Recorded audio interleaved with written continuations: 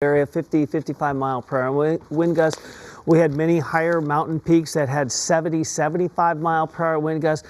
And typically overnight, we do tend to see the winds taper off a little bit as we add a little humidity and the winds lay down.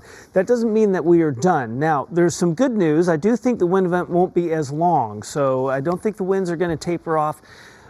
Continue all the way into the evening hours tonight. We'll start to see them taper off this afternoon. But for the morning hours, still have some gusty winds. We will see the winds pick up a little bit in some spots, and that's going to make some more challenging situations here for firefighters. But overall, I think we have really seen improving conditions, which were not necessarily anticipated through the evening hours. So right now, keeping fingers crossed that we see the winds at least stay manageable, and I think to a certain degree they have. We still have the potential for 50, 60 mile per hour wind gusts continuing through the latter part of the afternoon. That'll be the big challenge for firefighters, staying ahead of this. But right now we're seeing the winds as the warm air starts to take hold and we start to dry out the atmosphere a little bit. The wind should intensify a little bit. I'm thinking between about 8 and 10 o'clock this morning. That would be my window where we could see a little bit more of a flare up with the winds, creating another challenge for firefighters. But in the meantime, right now catching a break, and hopefully that continues, Chris. Yeah, I mean, the firefighters have done an amazing job. You're talking about LA County firefighters leading the charge on this, along in terms of keeping the roads closed with LA County sheriffs. They talked about 7 different sheriff stations being involved. That's how involved, how many individuals they have out there keeping the roads clear and safe so that the firefighters can do their job. As the sun comes up, we're seeing the structure protection areas to the south and southeast of the fire, you know, south of the Malibu Pier, those areas along PCH, they're getting more and more attention because that seems to be where the fire is burning the most. Let me go back up to Rich Prickett in Sky 5. And Rich, the thing that's really staggering right now is how big this plume is.